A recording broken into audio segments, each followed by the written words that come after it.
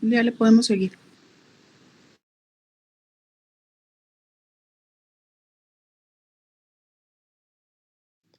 Ya concluyó el equipo, doctora. Ok, entonces ahorita les doy la retro. Denme un minuto.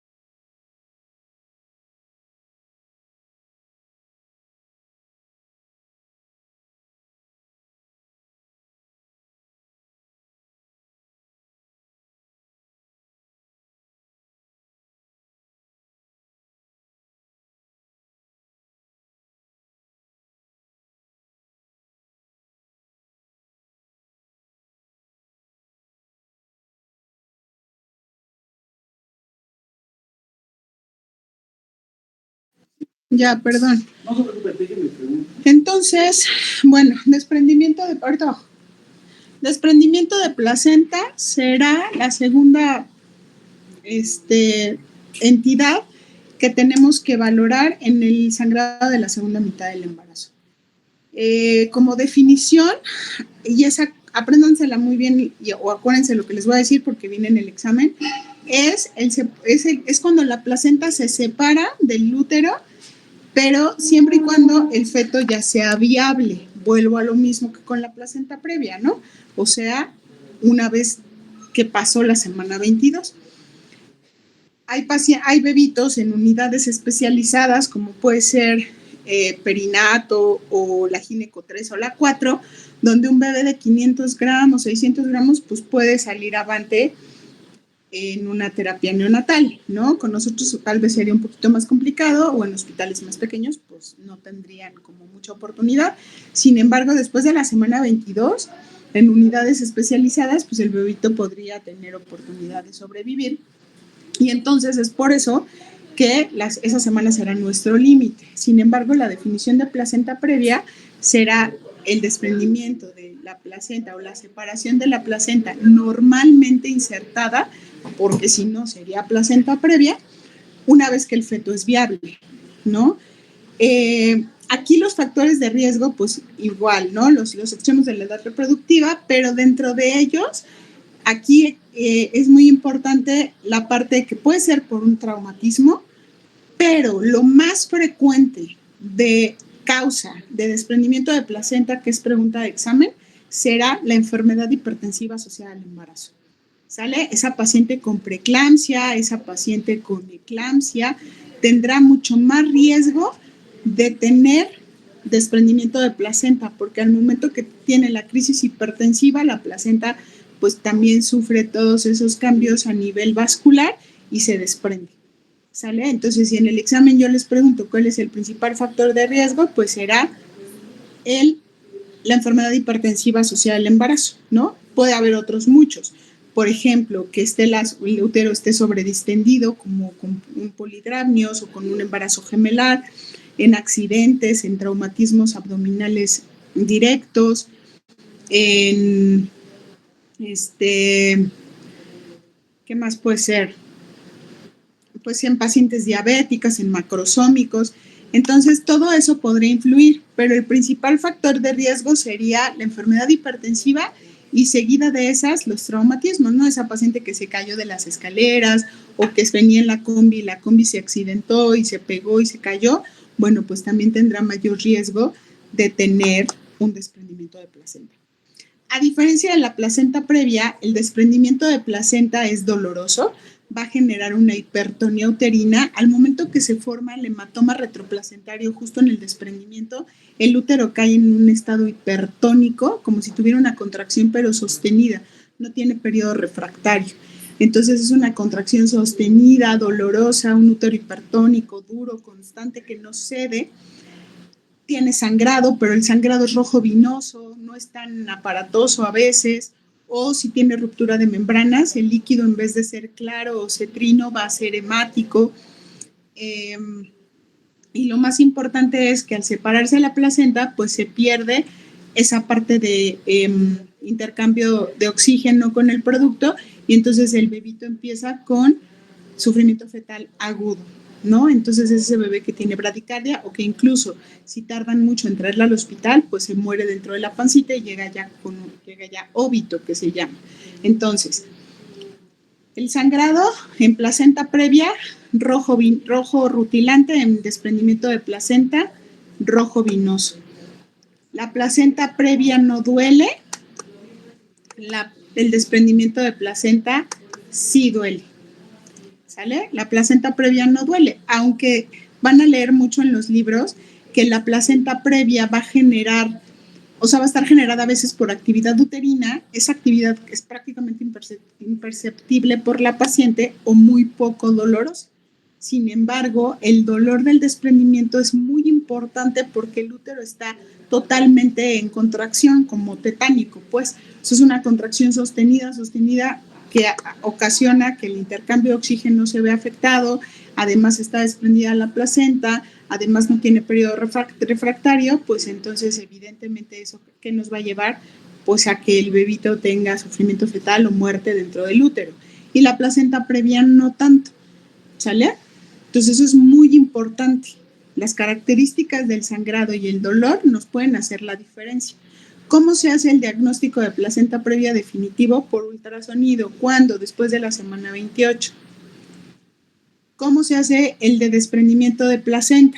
Bueno, pues el desprendimiento de placenta nos lo va a generar la clínica. Si se pudiera por ultrasonido, pues sí. Pero, pues si no tenemos, no por eso vamos a omitir el manejo, porque ambas son urgencias absolutas de una cesárea. El sangrado pues va a ser más profuso en la placenta previa que en el desprendimiento, ¿no? Y la característica más, sobre todo porque si el desprendimiento es, el desprendimiento es muy arriba o posterior, pues el sangrado va a ser a lo mejor mínimo, pero pues va a tener dolor, va a tener hipertonía y eso pues nos va a llevar a generar el diagnóstico de un desprendimiento y no de una placenta previa. ¿Sale? Ambos son indicaciones absolutas de cesárea, ambos, independientemente de la edad. Si tiene 26 semanas, pues lo sentimos mucho. Si tiene 37, pues igual. Si ya es de término, pues qué bueno. ¿Sale? Generalmente en ambas el estado de la madre nos genera un choque hipovolémico, sobre todo en un desprendimiento, más que en una placenta previa.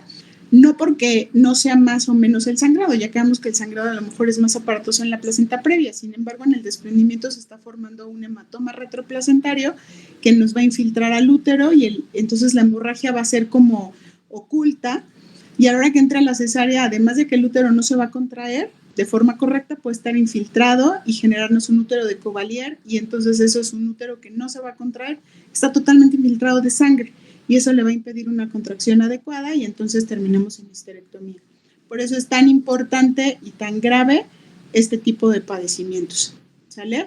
Ya una vez que el viernes veamos hemorragia, bueno, ahí vamos a volver a abordar todos estos temas para poder ir entendiendo cuáles son las 4 causas de hemorragia posparto y obviamente estas tendrán que ver un poquito. ¿Sale? Entonces, el viernes nos vemos 8:30. Nos vemos para ver ruptura y seguida de ruptura vemos hemorragia para que no nos atrasemos, pues. Y pues nada más, no sé si tengan alguna otra pregunta.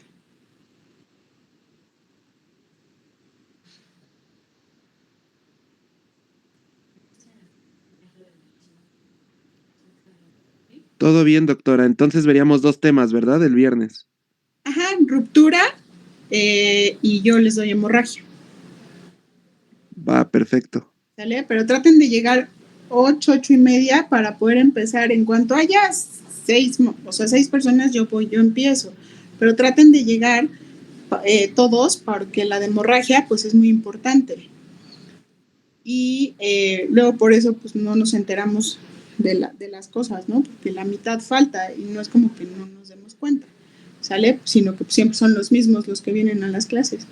Entonces traten de llegar y aquí nos vemos para empezar 8:30 en punto y poder terminar a tiempo estos temas. Si acaso el bloqueo que iba a haber hoy, que se canceló, se reactivara para el viernes, bueno, pues nos comunicamos y nos vemos en línea. ¿Sale? Espero que ya no lo hagan, pero pues bueno, estamos ahí en espera porque dijeron que lo iban a reprogramar. Si acaso lo reprogramaran para el viernes, pues nos vemos en línea, no hay problema, para que no se desplacen. ¿Sale? Muchas gracias, doctora. Vale, nos vemos el viernes entonces. Gracias a ustedes. Bye.